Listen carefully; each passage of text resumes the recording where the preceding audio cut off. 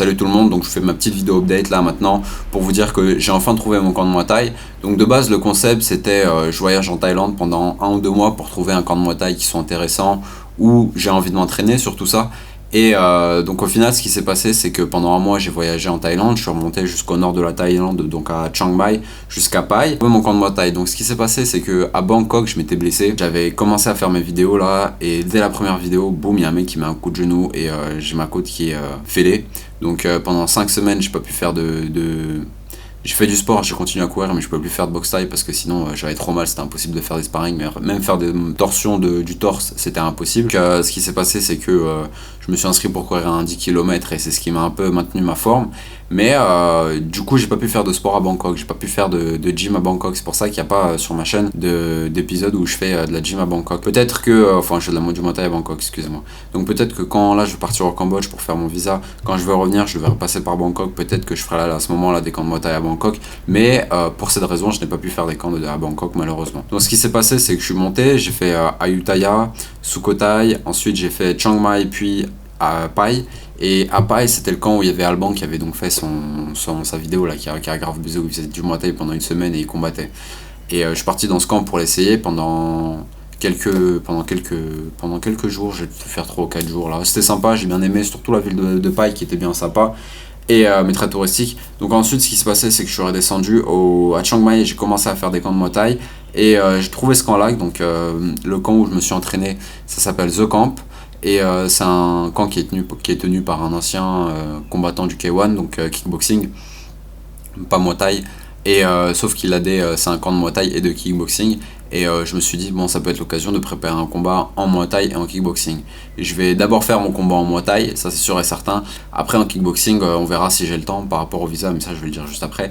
Donc je vais là-bas, j'essaye. Et puis je me rends compte qu'ils font des cours super techniques.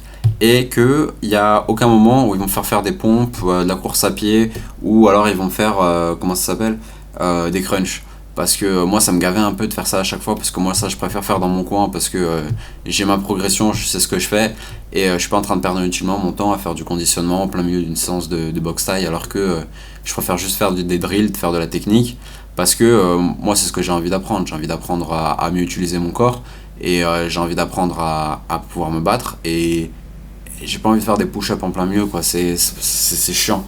Donc la philosophie d'entraînement elle m'a bien plu, la structure elle est bonne, et surtout t'as pas beaucoup d'élèves, et t'as genre 4 ou 5 entraîneurs à chaque fois, dont le propriétaire du camp, et le propriétaire du camp qui passait à chaque fois beaucoup de temps pour m'expliquer, et surtout il allait loin dans les détails, et il avait des explications imagées qui me correspondaient, que j'aimais bien.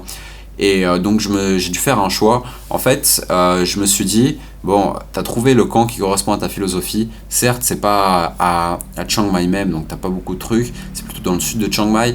Mais vas-y, c'est exactement ta philosophie.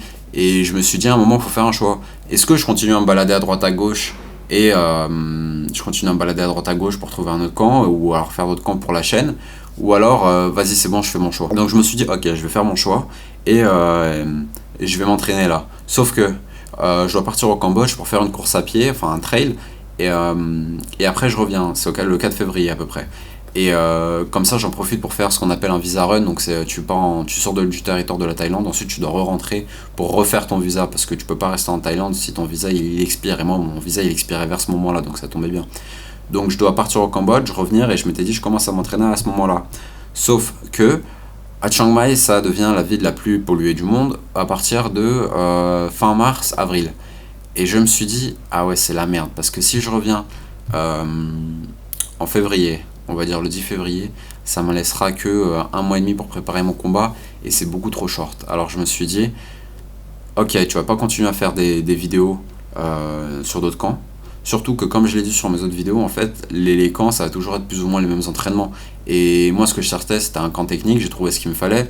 Ce que je vais faire dans les autres camps, ça va juste être pas des entraînements sérieux, quoi. Ça va juste être je tape dans les PAO sans qu'il y ait de réelles explications approfondies. Alors que là, j'ai des explications approfondies. Donc je me suis dit, bon bah c'est pas grave, pendant le mois de janvier, ce qui va se passer, donc tu vas commencer à préparer ton combat dès maintenant, dès le mois de janvier. Et comme ça, tu essaies de combattre vers la fin mars, au mieux. Et après, bon, je verrai ce que je fais.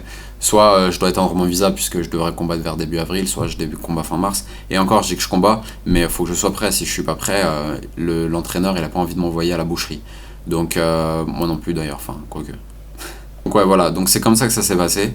Et je me suis dit bon bah je fais mon choix, je commence mon entraînement maintenant, je vais en Thaïlande, enfin je reste à Chiang Mai. Et surtout que j'étais déjà sur place donc je reste à Chiang Mai et puis je commence mon entraînement dès maintenant, j'ai trouvé ce qu'il me fallait et je vais pas aller plus loin. Donc voilà, comment est-ce que j'en suis venu à la conclusion que je voulais rester à Chiang Mai et commencer ma préparation dès maintenant parce que je veux pas me retrouver dans la pic de pollution de Chiang Mai. Enfin ça va me saouler quoi. Surtout que ça commence déjà à partir de fin février. Donc ça augmente graduellement quoi, ça augmente pas d'un coup. Mais quoi qu'il en soit, j'ai pas envie de me retrouver là en plein milieu de la pollution pendant longtemps. Et en fait, j'aimerais bien me barrer dès que possible de Chiang Mai pendant que c'est la pollution parce que c'est juste insoutenable. Donc voilà. Et j'espère que mes explications ont été claires. Donc je vais faire un peu de format en mode ouais je m'installe à Chiang Mai et je vous explique comment est-ce que j'ai fait pour trouver mon appartement, comment est-ce que je suis en train de chercher à comment bien manger ici et je vais peut-être faire une découverte de Chiang Mai de temps en temps comme ça pour visiter quoi et pour vous partager aussi un peu en même temps. Je vous partagerai comment est-ce que j'organise mes entraînements au quotidien, comment est-ce que je planifie mes entraînements, qu'est-ce que j'apprends à chaque fois. Dites-moi si ça vous intéresse, genre que je fasse des vidéos de 5 minutes chaque jour ou bien tous les 2 jours de comment est-ce que je m'entraîne et ce sur quoi je progresse. Donc voilà, à bientôt les gars, je vous dis du coup à dans 2 jours pour une prochaine vidéo où je vous montre comment est-ce que ça se passe déjà le début de ma préparation de combat. Ciao ciao, pensez à vous abonner pour voir la suite, je vous remercie. Peace. Pourquoi est-ce que je dis peace moi en 2015 ou...